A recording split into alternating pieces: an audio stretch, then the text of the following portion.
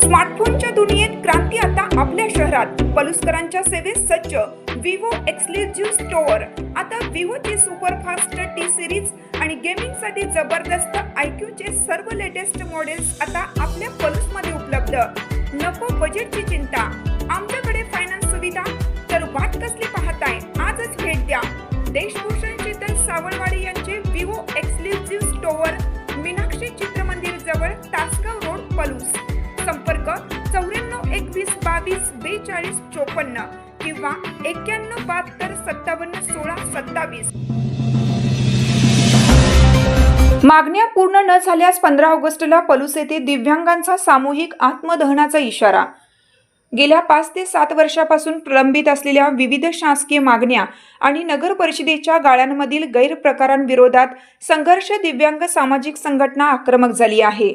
पलूस येथील श्री बिरोबा मंदिरात आयोजित दिव्यांग बांधवांच्या बैठकीत या आंदोलनाची रूपरेषा ठरवण्यात आली. येत्या 14 ऑगस्ट 2026 पर्यंत प्रशासनाने ठोस कारवाई न केल्यास 15 ऑगस्ट रोजी सकाळी 8 वाजता पलूस येथे सामूहिक आत्मदहन करण्याचा इशारा या बैठकीत देण्यात आला. या प्रसंगी सांगली जिल्हा दिव्यांग संघटनेचे अध्यक्ष सुनील दाशाळ, असलम नदाब, राजू काटकर, सुनीता डाके, सचिन जाधव, वसंत निकम आणि अशोक माने यांच्यासह अनेक दिव्यांग बांधव उपस्थित होते. आंदोलनाबाबतचे निवेदन तहसील कार्यालय, पलूस नगर परिषद आणि पोलीस ठाण्यात सादर करण्यात आले.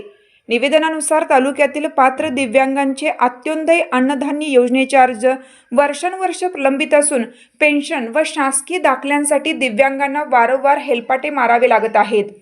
प्रशासनाने यासाठी विशेष मोहीम राबवून नोडल अधिकारी नियुक्त करावा अशी मागणी करण्यात आली आहे. तसेच पलूस नगर परिषदेच्या मालकीच्या गाळ्यांची निष्पक्ष चौकशी करून बेकायदेशीर पोटभाडेकरू व अवैध व्यवसाय बंद करावेत आणि ते गाळे पात्र दिव्यांगांना रोजगारासाठी उपलब्ध करून द्यावेत असेही निवेदनात नमूद आहे.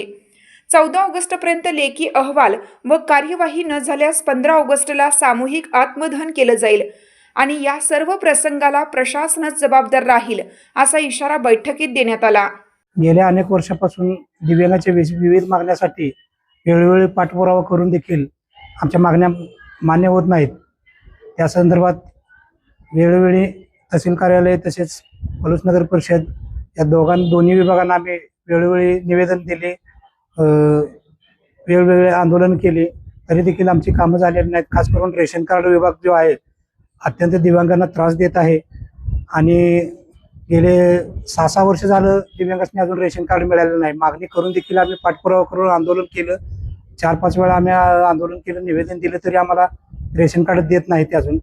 आणि आमची अशी मागणी आहे की ह्या सर्व पुरवठा विभागाची स्वतंत्र विभागाची चौकशी करून त्यांच्यावर निलंबनाची कारवाई करावी आणि संपूर्ण स्टाफ आहे त्यांची बदली करण्यात यावी, योग्य न्याय मिळेल असा स्टाफ भरण्यात यावा.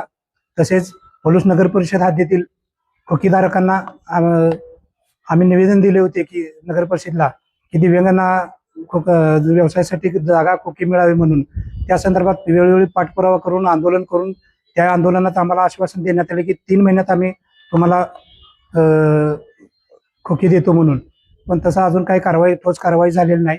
आणि ज्या व्यक्तींनी नोटीस पाठवलीत ते फक्त 32 जणांनी नोटीस पाठवलीत की आम्हाला दाखवायसाठी हे केलंय आणि त्यांच्या जवळच्या लोकांनी त्यांनी काही नोटीस पाठवलेल्या नाहीत. तर आमची मेन मागणी आहे की सर्वांनी नोटीस पाठवून सर्वांच्यावर कारवाई करून ती ज्यांनी कोणी भाड्याने दिलेली आहेत ती खोकी ताब्यात घेऊन आमच्या दिव्यांगांना देण्यात यावी. आणि जोपर्यंत ठोस कारवाई होत नाही तोपर्यंत आम्ही शांत बसणार नाही. येत्या 8 दिवसात म्हणजे 15 ऑगस्टपर्यंत ही जर मागण्या सर्व पूर्ण झालेल्या नाहीत तर आम्ही आत्मदहन करणार आहोत.